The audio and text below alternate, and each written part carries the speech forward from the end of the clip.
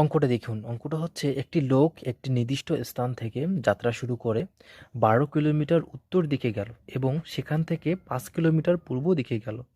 যাত্রা শেষে সে কত দূরে থাকবে? দেখুন এখানে দূরত্ব চাইছে। তো এইটা আমাদের অঙ্ক করতে গেলে এটা আমাদের প্রথমে একটা চিত্র আর্ট করতে হবে। দেখেন, ধরলাম একজন ব্যক্তি, এখানে এ একজন ব্যক্তি। এই ব্যক্তি কি করলো? উত্তর দিকে গেল। উত্তর দিকে কত কিলোমিটার গেছে? উত্তর দিকে 12 কিলোমিটার গেছে। তারপর উত্তর থেকে আবার কি করছে? 5 কিলোমিটার পূর্বে গেছে। দেখেন 5 কিলোমিটার পূর্বে গেছে, 5 কিলোমিটার পূর্বে গেল। আর এখান থেকে আবার কি আসছে? কোন দিকে গেছে দেখেন। সে এখন হচ্ছে কত দূরে অবস্থান করছে। খুবই সহজ। তার মানে আমাদের বের করতে হবে কি? এইটা ইকুয়াল টু হোয়াট? তাহলে এইটা বের করার আমাদের সূত্র হচ্ছে, আমরা জানি পিথাগোরাসের উপপাদ্য কি?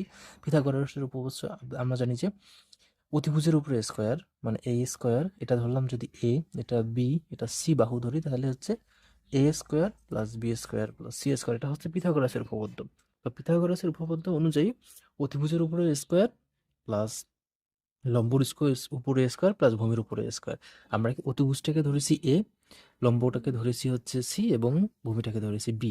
তার মানে কি?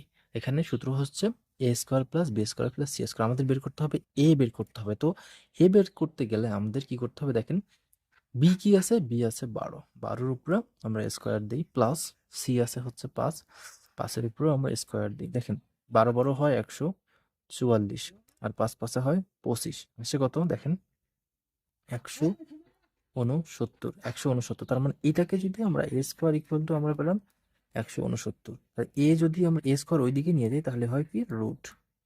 তাহলে 169কে রুট করলে হয় 13। তার মানে এ ইকুয়াল টু আমাদের আসে কত? 13। তাহলে এ এর মান হলো 13। এভাবে কিন্তু আমরা আমাদের উত্তরটা বের করে আনতে পারি। তো এর উত্তর হচ্ছে, আমাদের এখানে উত্তর হচ্ছে 13। এভাবে চাইলেই কিন্তু আমরা একটা অঙ্ক সুন্দরভাবে করতে পারি। ধন্যবাদ সবাইকে।